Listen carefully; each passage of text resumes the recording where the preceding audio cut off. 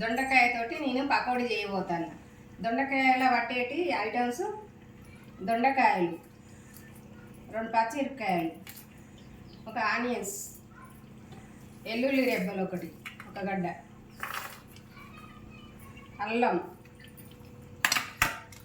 కొన్ని పల్లీలు ఏంపి కచ్చపెచ్చ చేసిన నేను, ధనియాల పొడి, తినే సోడా, శనగపిండి, జీలకర్ర, కారం, ఉప్పు, పసుపు, కళ్యామాకు.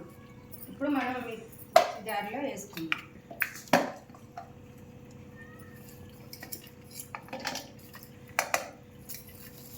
మిక్సీ పట్టేసుకుందాం.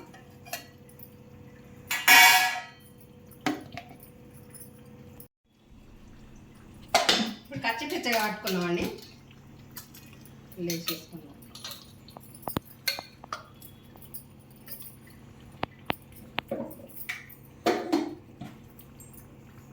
శనగపిండి, ధనియాల పొడి 1 స్పూను,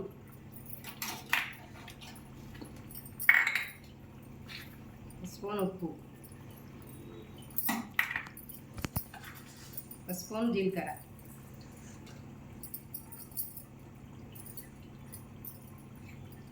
కారం 2 స్పూన్ల కారం, పసుపు. దీనిలో కలిపేసుకుందామండి. పల్లీల పొడి ఇంకా పిచ్చగా పట్టుకునే ఇలా కలిపేసుకుందాం. వంట సోడా ఇంట్లో వేసుకుందాం. ఇప్పుడు కొన్ని వాటర్ పోసి కలిపేసుకుందాం.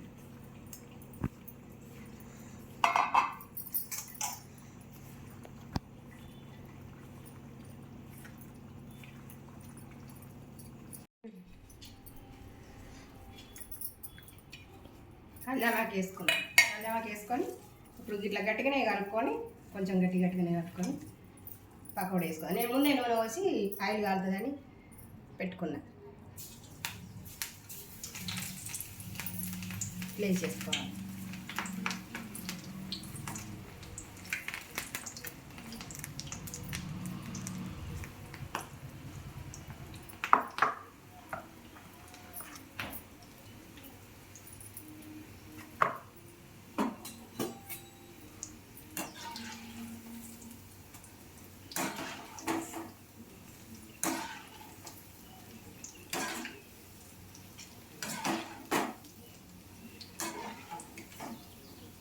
కొంచెం కావాలి, గోల్ కలర్ వచ్చేదాకా కాలితే చాలా బాగుంటుంది. సూపర్ ఉంటుందండి ఇది పకోడీ. ఊరికే దొండకాయ కర్రీ తినబుద్ధి కాదు కదా, ఊరికే పప్పు దొండకాయ కర్రీ.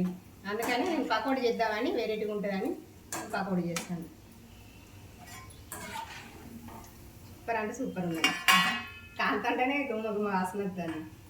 ఎంత బాగుంది. అన్నీ ఫ్రెష్యే కదా, కళ్యామాకు అన్నీ ఫ్రెష్యే కాబట్టి చాలా అంటే చాలా బాగుంటుంది. దొండకాయ మాకు చెట్టు ఉన్నది, ఇక మంచిగా ఫ్రెష్ ఇప్పుడే కనిపించిన. ఇక ఫ్రెష్ అయినా ఏదైనా కానీ చేసుకుంటే చాలా బాగుంటుందండి దొండకాయ పకోడీ. మంచిగా సాంబార్ చేసుకొని అంచుకు పెట్టుకొని తింటే సూపర్ ఉంటుంది.